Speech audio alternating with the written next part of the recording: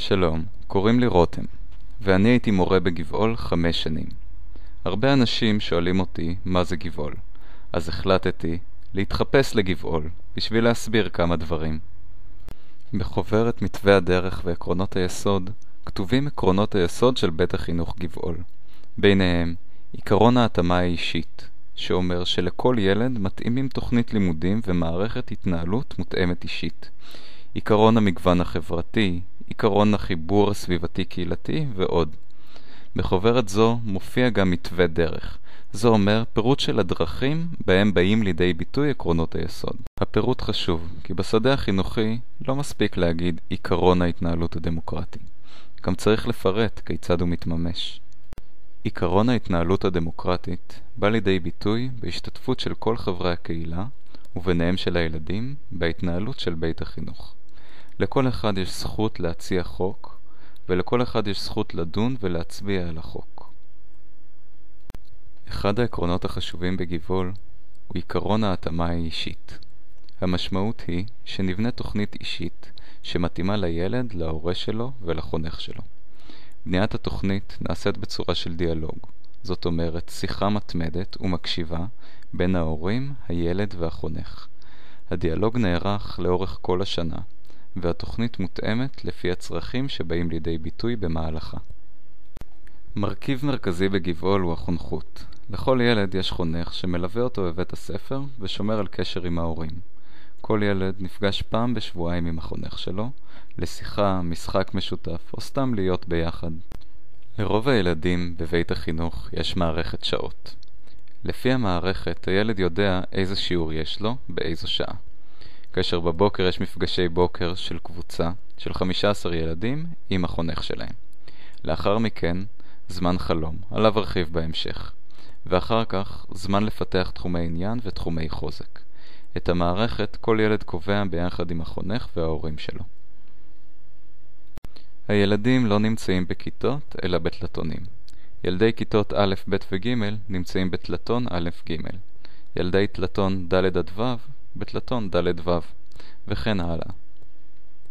חלום זה ראשי תיבות של חשיבה, למידה ומיומנויות.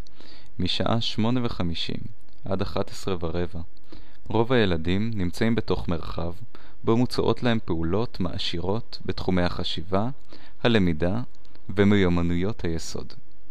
בתלתון א' ג' למשל, הלמידה נעשית בתוך מרחב המציע עזרים לימודיים רבים. הילדים בוחרים לאיזה עזר לגשת ומה ברצונם ללמוד, כאשר המבוגר מדריך אותם ומנחה אותם. בתלתונים אחרים, מיומנויות היסוד נלמדות בעזרת עבודה על פרויקטים.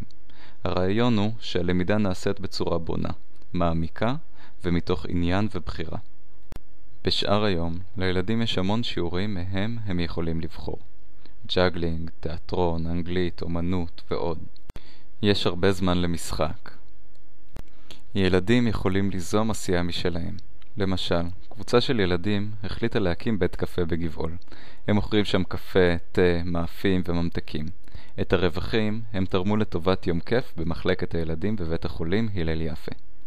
בגבעול יש מספר ועדות שהילדים חברים בהם. למשל ועדת עיתון, בה ילדים כותבים כתבות לעיתון, עורכים אותו ומפרסמים.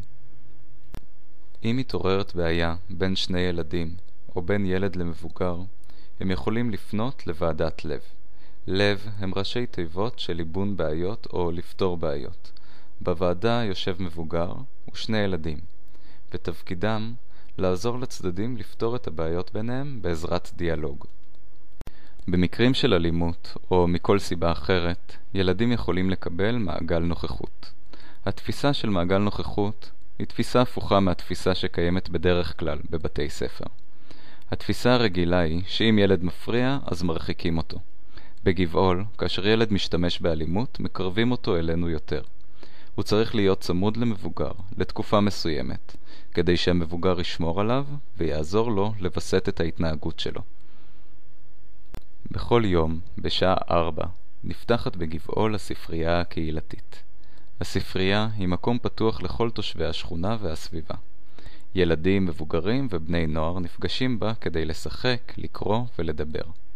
יש שם הרצאות, הצגות והמון פעילויות. זו הכתובת של אתר גבעול, שגם אותו בונים במשותף ילדים ומבוגרים מבית החינוך. אתם מוזמנים להיכנס כדי לקרוא עוד.